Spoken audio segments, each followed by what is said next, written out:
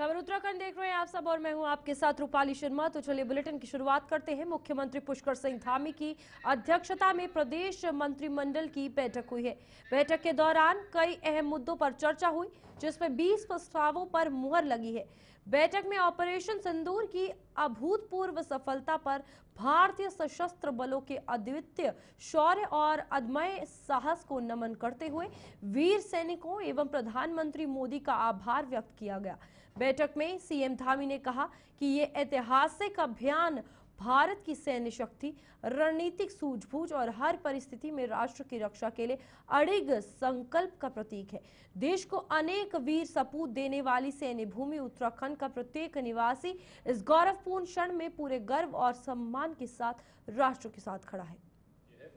पहले हम लगभग 20 मत थे, आज 20 मत थे। तो इसमें सबसे पहला मत था, ये ऊर्जा विभाग का मत था। ऊर्जा विभाग के द्वारा जो मैकेंजी कंपनी है उसके माध्यम से यूपीसीएल में कैसे सुधार किया जा सकता है उसके बारे में एक रिपोर्ट प्रस्तुत की गई थी। रिपोर्ट के आधार पे एक पॉलिसी डॉक्यूमेंट ऊर्जा विभाग के द्वारा बनाया गया था।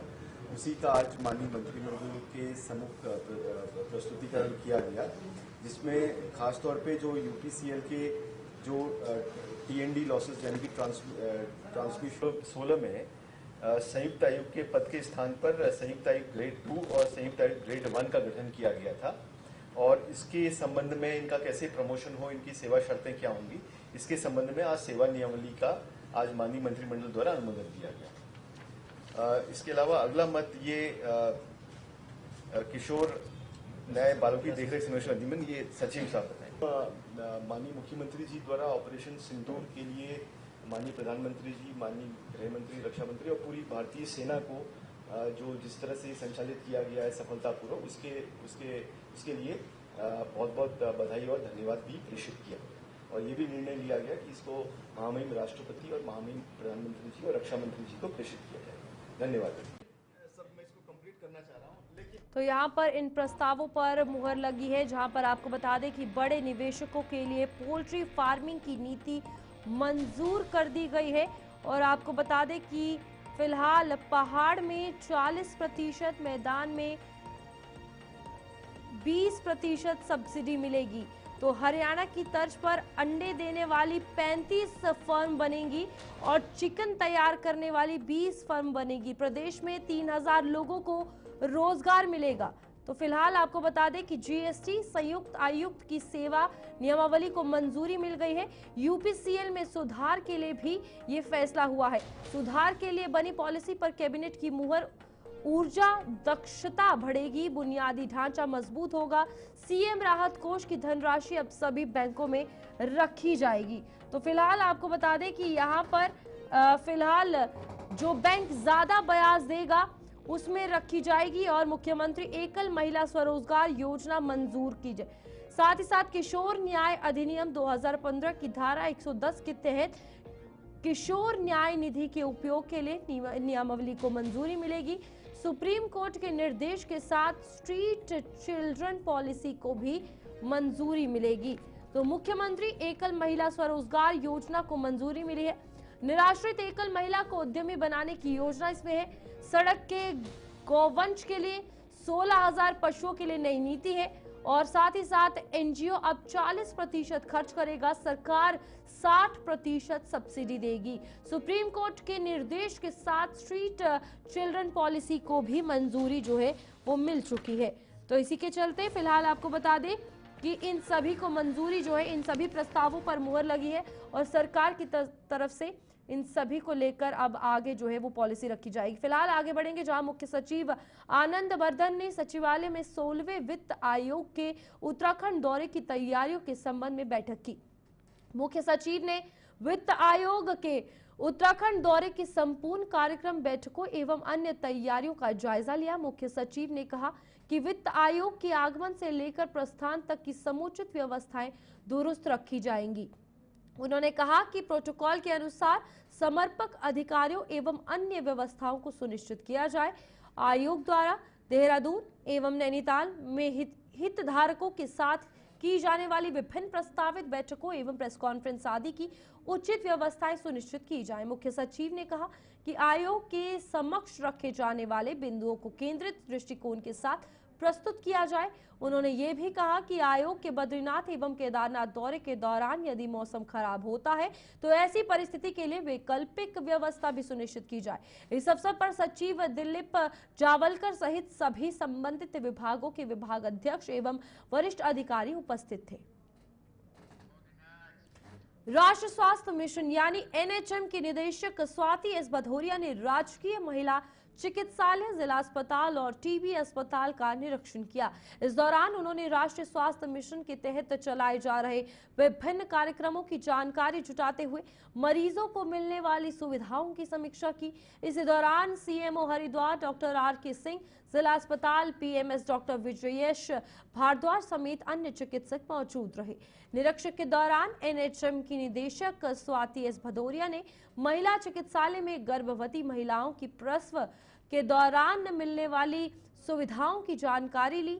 उन्होंने कहा कि अस्पतालों में चिकित्सकों की कमी के संबंध में एनएचएम की ओर से यू कोट वी पे के आधार पर चिकित्सकों की भर्ती की जा रही है ताकि चिकित्सकों की कमी को दूर किया जा सके। राष्ट्रीय स्वास्थ्य मिशन का प्रयास है कि आवश्यकता पड़ने पर और चिकित्सकों को यू कोट वी पे के आधार पर चिकित्सकों की कमी को पूरा किया जाए। एनएचएम के द्वारा चंदन लैब के जरिए मरीजों को निःशुल्क पैथोलॉजी जांच हो सकेगी और रिपोर्ट समय में मिल सके, इसके लिए भी प्रयास किए जा रहे हैं। इस बात का भी प्रयास किया जा रहा है।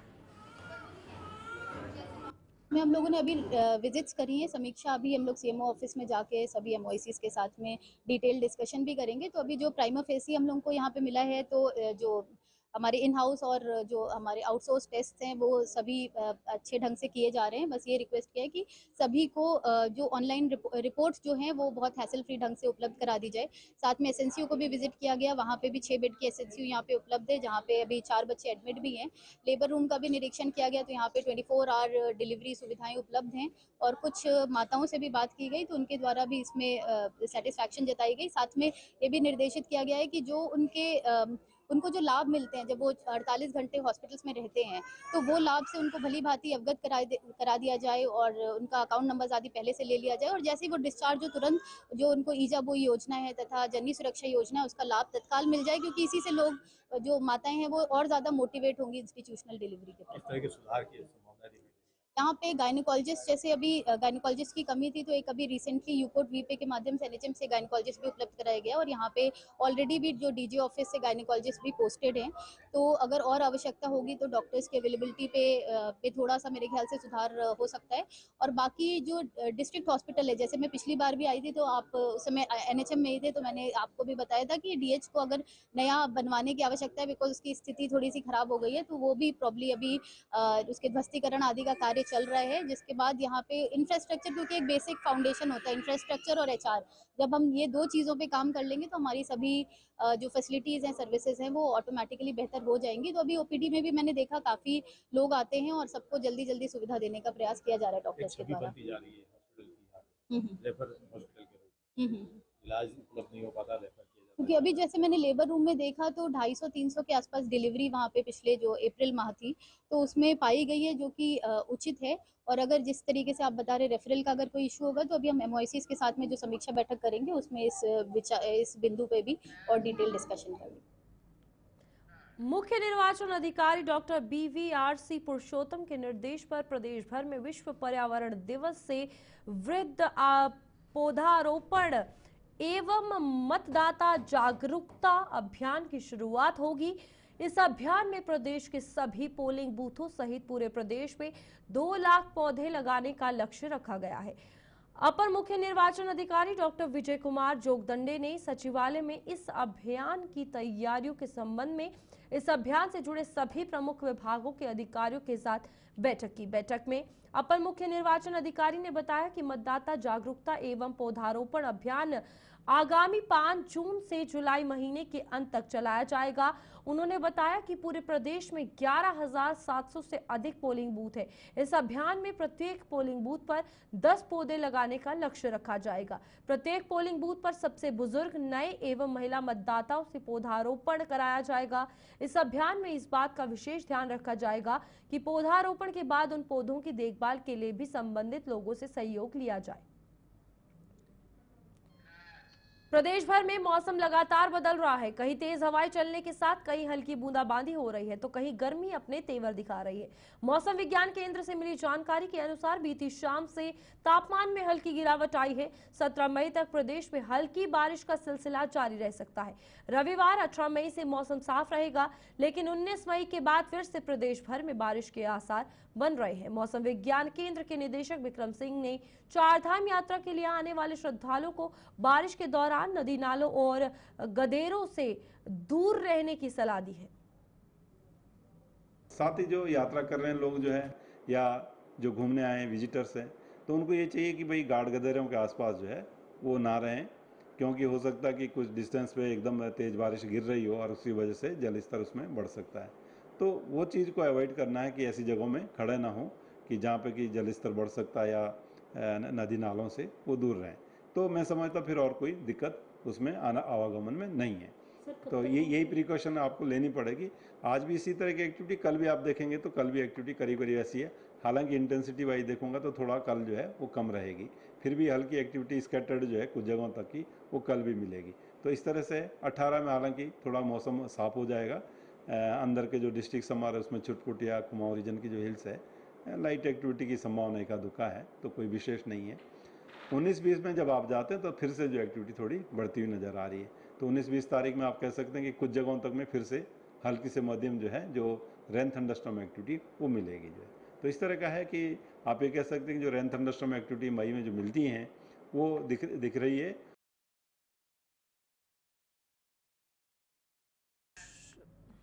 श्री केदारनाथ धाम यात्रा सुव्यवस्थित ढंग से संचालित हो रही है।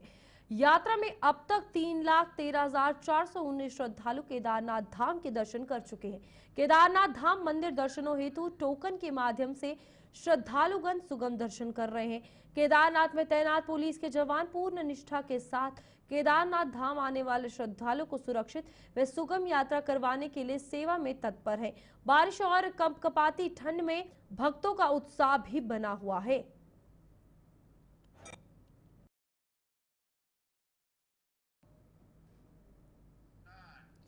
चमोली के प्रभारी मंत्री डॉक्टर धन सिंह रावत की अध्यक्षता में जिला पंचायत सभागार में जनता दरबार बहुउद्देश्य शिविर का आयोजन किया गया।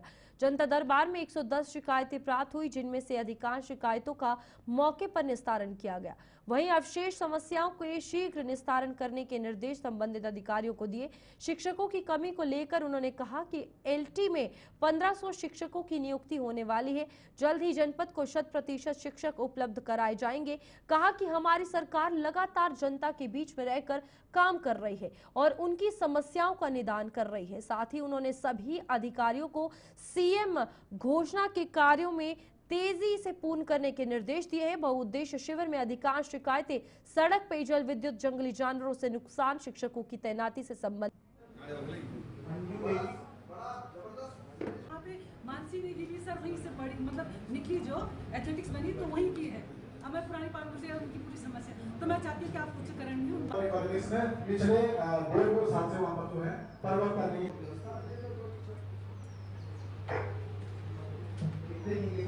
कोई छोटा है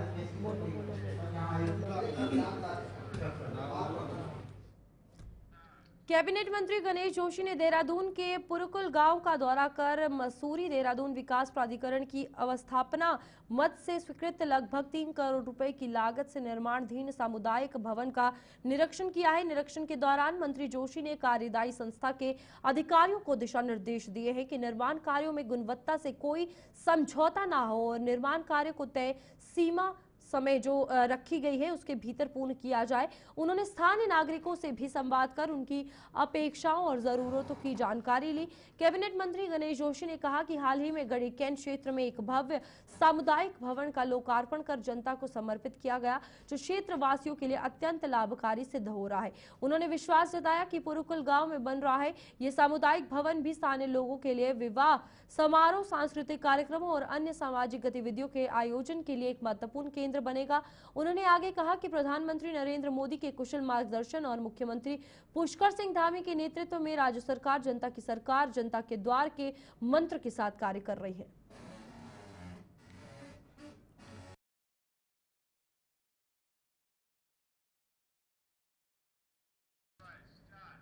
ऑपरेशन सिंदूर में अभूतपूर्व सफलता और देश की रक्षा में समर्पित हमारे सशस्त्र बलों के शौर्य और सम्मान को समर्पित काशीपुर में तिरंगा शौर्य सम्मान यात्रा का भव्य आयोजन किया गया। इस दौरान काशीपुर की धरती पर राष्ट्रभक्ति और एकता का अद्वितीय संगम भी देखने को मिला, जब इस शौर्य सम्मान यात्रा में हिंदू, मुस्लिम, सिख, ईसाई सभी धर्मों के साथ साथ सभी राजनीतिक पार्टियों एवं समाज के सभी वर्गों के लोगों ने बढ़ चढ़कर हिस्सा लिया। इस दौरान पूर्व केंद्रीय रक्षा राज्य मंत्री व नैनीताल सांसद अजय भट्ट, काशीपुर विधायक त्रिलोक सिंह चीमा, महापौर दीपक बाली, भाजपा नेता गुरजाताज सिंह भुल्लर सहित अनेक गणमान्य जन यात्रा में सम्मिलित हुए। हमारे जवानों ने जो किया है, हमारी बहनों का सिंदूर उजाड़ा था, सेना ने जो काम करके दिखाया और देश के प्रधानमंत्री ने जो बात कही थी कि आतंकवाद को मिट्टी में मिला देंगे, और पूरी तरह से हमारी सेना ने मिट्टी में मिलाया है। और कभी हमने किसी देश के ऊपर आक्रमण नहीं किया है, हमने सिर्फ आतंकवाद के ऊपर आक्रमण किया है। हम विस्तारवादी नीति पर भी नहीं चले। हमारी नीति विश्व बंधुत्व की है, उस पर हम परिवार कुटुंबकम जो हमारी थ्योरी है उसी पर हम चल रहे हैं। तो जो पूरे विश्व को अपना हम परिवार मानते हैं उस पर ही हम आज तक चल रहे हैं, वसुधैव कुटुंबकम। वो थ्योरी से हम हिले नहीं हैं। लेकिन आतंकवाद मानव मात्र के लिए दुश्मन है, मानव मात्र का दुश्मन है, पूरे राष्ट्र नहीं बल्कि विश्व का दुश्मन है। इसलिए पूरे विश्व के लोग आज भारत के साथ आगे हैं। इसीलिए जो तिरंगा यात्रा निकल रही है, हर जाति, हर धर्म, हर वर्ग, हर पार्टी का व्यक्ति आज इसमें आ रहा है, खुल के आ रहा है।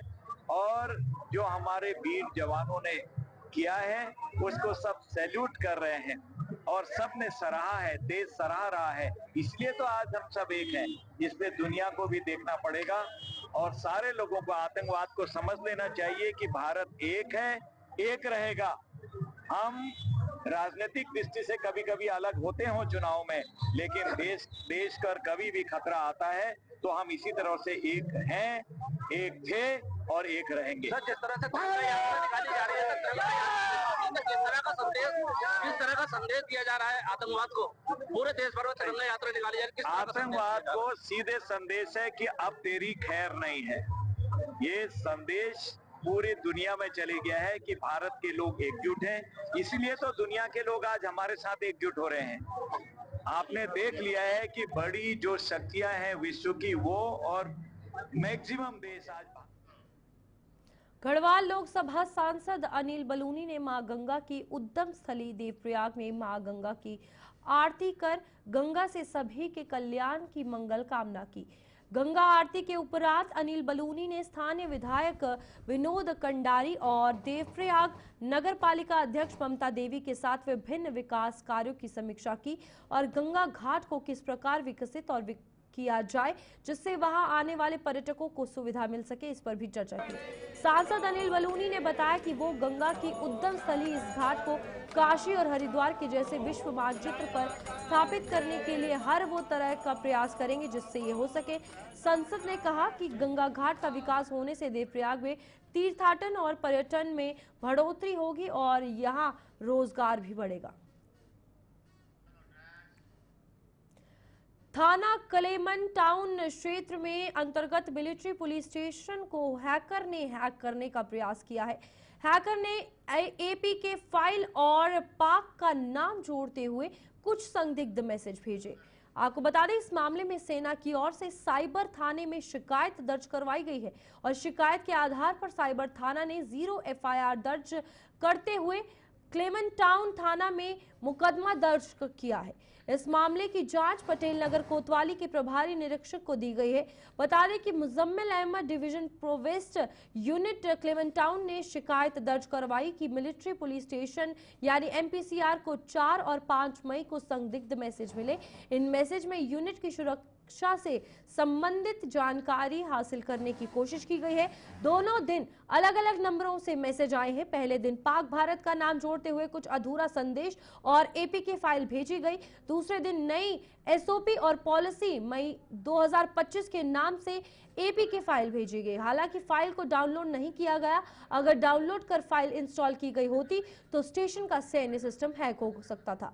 सेना ने इससे साइबर हमले का प्रयास मानते हुए पुलिस को सूचना दी। एसपी सिटी प्रमोद कुमार ने बताया है कि सेना की ओर से मिली शिकायत के आधार पर साइबर थाने से मिली रिपोर्ट के आधार पर अज्ञात के खिलाफ आईटी एक्ट सहित अन्य धाराओं में मुकदमा दर्ज किया गया।